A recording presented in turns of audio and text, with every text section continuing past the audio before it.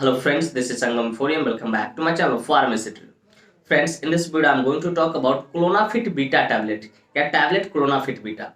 So friends, without wasting any more time, we should start the video.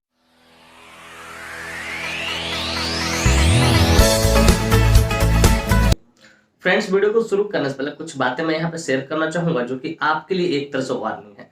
Friends, यह video सिर्फ जानकारी के उद्देश्य से बनाया है। इस वीडियो को देखने के बाद कोई भी मेडिसिन आप खुद से इस्तेमाल ना करें, कतई सेल्फ मेडिकेशन ना करें। Friends, actually I don't support self medication at all. So before taking or using any medicine, you must consult your doctor. कि कोई भी दवा लेने से पहले या इस्तेमाल करने से पहले आप अपने डॉक्टर से एक बार जरूर कंसल्ट करें। तो फ्रेंड्स, चलिए वीडियो की शुरुआत करते हैं। फ्रेंड्स, आज का हमारा टॉपिक है Clonafit beta tablet. Friends, Clonafit beta tablet एक बहुत ही शानदार, बहुत ही प्रचलित शेड्यूल एच कैटेगरी का मेडिसिन है। शेड्यूल एच कहने का अर्थ यहाँ पर हो रहा है कि बिना डॉक्टर के पुर्जे को कोई भी मेडिकल शॉपकीपर वाला आपको ये मेडिसिन नहीं देगा। फ्रेंड्स, इस मेडिसिन का इस्तेमाल एंजाइटी डिसऑर्डर और स्लीपिंग डिसऑर्डर को ठीक करने के लिए किया जाता है। फ्रेंड्स, यह मेडिसिन बीटा ब्लॉकर तथा बेंजोडाइजेपाइन कैटेगरी से बिलोंग करता है। अब जाहिर सी बात, हमने इस टर्म का इस्तेमाल किया तो मेरे व्यूअर्स पूछेंगे sir what is the exact meaning of benzodiazepine और बीटा ब्लॉकर्स कैटेगरी। तो डियर व्यूअर्स, बेंजोडाइजेपाइन कहने का अर्थ हो रहा है कि कोई भी वैसा मेडिसिन जिसमें सिडेटिव इफेक्ट हो, जैसे आपने क्लोनाफिट का नाम सुना होगा, क्लांजेपाम, लोराजेपाम, लोपेज का नाम सुना होगा, इटिजोलम आपने नाम सुना हो। तो ये सारा सब क्या है कि एक तरह से कोई भी वैसा मेडिसिन, ठीक है, जो कहीं ना कहीं सिडेशन का काम करता हो, नींद के को ठीक करने का काम करता हो, वो सारे मेडिसिन को क्या करते हैं, कंपोज आपने नाम सुना होगा, ठीक है, डायजेपाम, तो वो सारे को क्या बोलते हैं, बेंजोडाइजेपाइन्स कैटेगरी का मेडिसिन बोलते हैं। तो फ्रेंड्स, मैं उम्मीद करता हूँ ये बात। और दूसरा मैंने ऐसा बोला कि सेकेंड इसका कैटेगरी क्या है, बीटा ब्लॉकर कैटेगरी है। बीटा ब्लॉकर कहने का अर्थ कोई भी वैसा मेडिसिन जो हार्ट रेट को, ठीक है, स्लो डाउन करे और बीपी को मेंटेन करने का काम करे, उसे लोग बीटा ब्लॉकर बोलते हैं। तो डियर व्यूअर्स, मैं उम्मीद करता हूं कि ये बातें आपको अच्छे से समझ में आ गई कि बेंजोडाइजेपाइन क्या होता है और बीटा ब्लॉकर कैटेगरी क्या होता है। फ्रेंड्स, मैं उम्मीद करता हूँ ये बातें समझ में आ गई होगी आपको।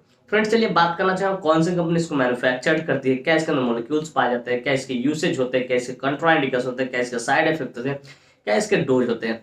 इन सारी बातों को हम लोग समझेंगे इस वीडियो में ना बहुत डिटेल से। Friends, I will make you understand each and everything in a very simple way. मैं यहाँ पे हर एक चीजों को बहुत शानदार तरीके से और बहुत सस्ता भरे तरीके से आपको समझाऊं। तो friends, first of all I would like to talk about which company manufactures it. कि चलिए सबसे पहले हम लोग ये बात कर लेना चाहेंगे कि कौन सी कंपनी है जो इस मेडिसिन को मैन्युफैक्चर करती है, मतलब क्लोनाफिट बीटा को। तो फ्रेंड्स, इस मेडिसिन को मैनकाइंड फार्मास्यूटिकल इंडस्ट्री द्वारा मैन्युफैक्चर किया था, जो कि काफी प्रसिद्ध फार्मास्यूटिकल इंडस्ट्री है अपने आप में। Friends, this medicine is basically manufactured by Mankind pharmaceutical industry. Friends, इसके एक स्ट्रिप में 10 टैबलेट्स आते हैं, जिसकी कीमत मार्केट में लगभग 70 रुपए से लेकर 80 रुपए के आसपास होती है और उतने में अवेलेबल हो जाती है। फ्रेंड्स, मैं एस्टिमेटेड प्राइस बता रहा हूँ, एग्जैक्ट प्राइस नहीं बता रहा हूँ, वो आप अपना खुद देख लेना, क्योंकि प्राइस जो होता है वो टाइम टू टाइम हमेशा क्या करता है, तो बदलते रहता है, वैरी करते रहता है। तो फ्रेंड्स, मैं उम्मीद करता हूँ कि ये बातें आपको अच्छे से समझ में आ गई कि कौन सी कंपनी इस मेडिसिन को, मतलब क्लोनाफिट बीटा को मैन्युफैक्चर करती है और क्या इसके एक स्टेप में कितने टैबलेट्स आते हैं और क्या इसका एस्टिमेटेड प्राइस होता है। फ्रेंड्स, चलिए नेक्स्ट हम लोग बात करना चाहेंगे which molecule is basically found in this medicine. कि बेसिकली जो क्लोनाफिट बीटा मेडिसिन देखते हैं इसके अंदर कौन सा मॉलिक्यूल्स पाता है। तो फ्रेंड्स, बेसिकली इसके अंदर दो मॉलिक्यूल्स पाता है, दोनों अलग अलग अमाउंट में पाए जाते हैं। नंबर 1 है इसमें क्लोनाजिपाम। क्लोनाजिपाम 0.50 mg, मतलब 0.50 mg आप कह सकते हो मिलीग्राम। और दूसरा है प्रोपैनोलोल। प्रोपैनोलोल इसमें 20 मिलीग्राम पाता है। और ये दोनों मिलकर क्या करता है, एंजाइटी डिसऑर्डर और स्लीपिंग डिसऑर्डर को ठीक करने का काम करता है। इस पे आगे हम लोग चर्चा करेंगे। फ्रेंड्स, मैं उम्मीद करता हूं कि ये बातें आपको अच्छे से समझ में आ गया हो कि इसके अंदर कौन सा मॉलिक्यूल्स पे आता है। तो इसके अंदर दो मॉलिक्यूल्स पे आता है, दोनों अलग अलग अमाउंट में। क्लोनाजिपाम 0.50 mg, ठीक है, और प्रोपैनोलोल इसमें 20 मिलीग्राम पाया जाता है। फ्रेंड्स, चलिए बात करना चाहेंगे इसके यूसेज के बारे में, कहाँ कहाँ इसका इस्तेमाल किया जाता है, डॉक्टर कब इसको प्रेस्क्राइब करते हैं, किन किन डिजीज में इसको सपोर्टिव ट्रीटमेंट पे दिया जा सकता है। Friends, let us talk about the usage of this medicine. इस मेडिसिन के यूसेज को समझते हैं। तो फ्रेंड्स, नंबर 1 यूसेज है ट्रीटमेंट ऑफ एंजाइटी डिसऑर्डर। कि अगर किसी व्यक्ति को एंजाइटी डिसऑर्डर है तो उसको ठीक करने के लिए इसका इस्तेमाल किया जाए। थोड़ा सा एंजाइटी को मैं क्लियर कर दूं। डियर व्यूअर्स, एंजाइटी कहने का अर्थ हो रहा है कि कोई भी वैसी बात, ठीक है, जो नियरेस्ट फ्यूचर से रिलेटेड हो, निकटतम फ्यूचर से रिलेटेड है और कहीं ना कहीं आपको वो परेशान करे, ट्रिगर्ड कर रही है, आप उसको लेके चिंतित है। हो सकता है आपका एग्जाम हो सकता है, इंटरव्यू हो सकता है। तो किसी भी नियरेस्ट फ्यूचर का जो काम है उसको लेकर अगर चिंतित है, दैट इज कॉल्ड एंजाइटी। तो उसको ठीक करने के लिए इसका इस्तेमाल किया था। ब्रेन बहुत ज्यादा एक्सेसिव लेवल पे काम करने लगता है, ब्रेन का जो नर्व सेल है वो बहुत ज्यादा काम करने लगता है, जिसका एंजाइटी होता है, तो उसको ठीक करने के लिए इसका इस्तेमाल किया था। फिर ट्रीटमेंट ऑफ स्लीपिंग डिसऑर्डर, कि कभी कभी इसका इस्तेमाल स्लीपिंग डिसऑर्डर को भी ठीक करना है। स्लीपिंग डिसऑर्डर कहने का अर्थ होता है कि आपका जो रात का सोने का जो पैटर्न है, रात में नींद नहीं आता है, आप जागे रहते हो, ठीक है, चाहे एक बार सो के उठ जाते हो रात में, फिर दोबारा नींद नहीं आता, तो उसको भी ठीक करने के लिए इसका इस्तेमाल किया था। फिर ट्रीटमेंट ऑफ इंसोमेनिया, इंसोमेनिया भी एक तरह का स्लीपिंग डिसऑर्डर का ही पार्ट है, जिसमें होता क्या है कि पेशेंट को रात रात भर नींद नहीं आता, उल्लू की तरह वो जागे रहता है, तो उसको भी ठीक करने के लिए इसका इस्तेमाल किया था। फिर ट्रीटमेंट ऑफ पाल्पिटेशन, पाल्पिटेशन को भी ठीक करने के लिए इसका इस्तेमाल, पाल्पिटेशन को ही दूसरे शब्द में एरिथमिया ही बोलते हैं। पाल्पिटेशन कहने का अर्थ हो रहा है कि जब किसी व्यक्ति का हार्ट बीट जरूरत से ज्यादा धड़कते तेज होने लगे, घबराहट वगैरह होने लगे, ठीक है, धड़कन तेज होने लगी, दैट इज कॉल्ड पाल्पिटेशन, तो उसको भी ठीक करने के लिए, ठीक है, इसका इस्तेमाल किया जाता है। फिर कहते हैं ट्रीटमेंट ऑफ ट्रिमर्स, कि अगर किसी व्यक्ति का, ठीक है, ट्रिमर्स हो, हाथ तो थर कांपते होते थरथराता हो, ठीक है, तो उसको भी ठीक करने के लिए इसका इस्तेमाल किया जाता है। फिर ट्रीटमेंट ऑफ फियोक्रोमोसाइटोमा डिजीज, ये एक तरह का डिजीज होता है जो हमारी जो किडनी होती है, किडनी का जो सबसे ऊपर वाला पार्ट होता है एड्रिनल ग्लैंड बोलते हैं, ठीक है, तो एड्रिनल ग्लैंड पे ट्यूमर का हो जाना, ठीक है, वो फियोक्रोमोसाइटोमा कहलाता है, और उससे एड्रिनल ग्लैंड ज्यादा एक्सेसिव अमाउंट में निकलने लगता है, जिसके कारण बहुत सारी परेशानी होती है, तो उसको भी ठीक करने के लिए डॉक्टर इसका इस्तेमाल करते हैं। फिर कहते हैं प्रिवेंशन ऑफ माइग्रेन, कि कभी कभी डॉक्टर इसका इस्तेमाल माइग्रेन में जो माथे का दर्द होता है, ठीक है, उसको ठीक करने के लिए इसका इस्तेमाल किया था। फिर कहते हैं प्रिवेंशन ऑफ हार्ट अटैक, कि कभी कभी डॉक्टर जो इसका इस्तेमाल करते हैं हार्ट अटैक से बचने के लिए भी इसका इस्तेमाल करते हैं, कि जाहिर सी बात है पाल्पिटेशन बहुत ज्यादा हो तो हो सकता चांसेस हो सकता है कि बीपी हाई होगा और हार्ट अटैक आ सकता है पेशेंट को।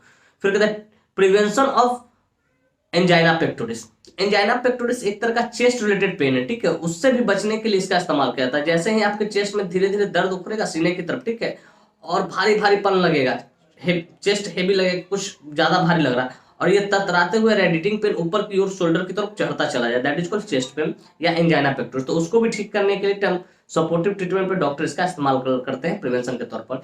एक जगह पर और डॉक्टर इसका इस्तेमाल करते हैं बीपी को रिड्यूस करने के लिए, treatment of high BP, high BP को भी कम करने के लिए इसका इस्तेमाल किया था। फ्रेंड्स बेसिकली मैंने अपने अनुभव के आधार पर बताया कि इतने जगहों पे इसका इस्तेमाल किया था, हालांकि आप इंटरनेट पे सर्च करेंगे, ठीक है, तो उसमें दो ही जगह मिलेगा, treatment of anxiety disorder, treatment of sleeping disorder, इसको ठीक करने के लिए इसका इस्तेमाल किया था। लेकिन सब प्रोपेनोलॉल है, इसलिए प्रोपेनोलॉल को और सारे यूजेज होते हैं और सारी जगहों पे जहां पे मैंने आपको बताया, जैसे मैंने आपको पाल्पिटेशन बताया, फिर फियोक्रोमोसाइटोमा बताया, फिर आपको मैंने बताया ट्रीटमेंट ऑफ हाई बीपी, ये सबको भी ठीक करने के लिए इसका इस्तेमाल किया था। ट्रिमर्स को भी ठीक करने के लिए प्रोपेनोलॉल का इस्तेमाल किया था। तो फ्रेंड्स मैं उम्मीद करता हूँ इसकी यूसेज आपको बढ़िया से अच्छे से शानदार तरीके से समझ में आएगा। फ्रेंड्स चलिए बात करना चाहेंगे इसके मोड ऑफ एक्शन के बारे में, कि काम कैसे करता है, ये मेडिसिन लेने के बाद काम कैसे करता है। तो friends this medicine works by slowing down the heart rate and maintain BP, ये क्या करता है, जैसे इस मेडिसिन को आप गल्प करेंगे, ठीक, ये हार्ट रेट को क्या कर देगा, स्लो करेगा, अगर ज्यादा बढ़ा हुआ है पाल्पिटेशन तो उसको स्लो करेगा, ठीक है, और बीपी को क्या करेगा, मेंटेन करके रखेगा, क्या करेगा, बीपी को मेंटेन कर देगा। कुछ इस तरीके से ये काम करता है, बड़ा सिंपल इसका समझिए कि मोड ऑफ एक्शन है। फ्रेंड्स मैं उम्मीद करता हूँ इसका मोड ऑफ एक्शन आपको अच्छे से समझ। फ्रेंड्स चलिए बात करना चाहें कंट्राइंडिकेशन का। Friends without knowing contraindication we should never ever administer any drug any medicine to anyone, बिना कंट्राइंडिकेशन जाने कभी भी किसी को भी कोई भी मेडिसिन हो आप एडमिनिस्टर ना करें, इसका परिणाम घातक हो सकता है, इस बात का आपको बखूबी ख्याल रखना। तो फ्रेंड्स नंबर 1 कंट्राइंडिकेशन अल्कोहल, अगर कोई व्यक्ति अल्कोहल कंज्यूम कर रखा है तो उसको आपको नहीं देना है, क्योंकि क्लोनाजिपाम अल्कोहल के साथ बहुत खतरनाक रिएक्ट करता है, इंटरैक्ट करता है, इस बात को याद रखिए, तो उसको आपको नहीं देना है।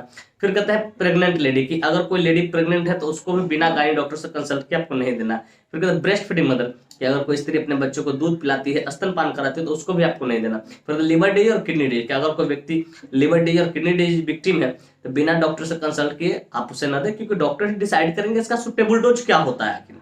तो फ्रेंड्स मैं उम्मीद करता हूँ कंट्राइंडिकेशन भी आपको बढ़िया से समझ में आएगा। फ्रेंड्स चलिए बात करना चाहेंगे साइड इफेक्ट्स के बारे में।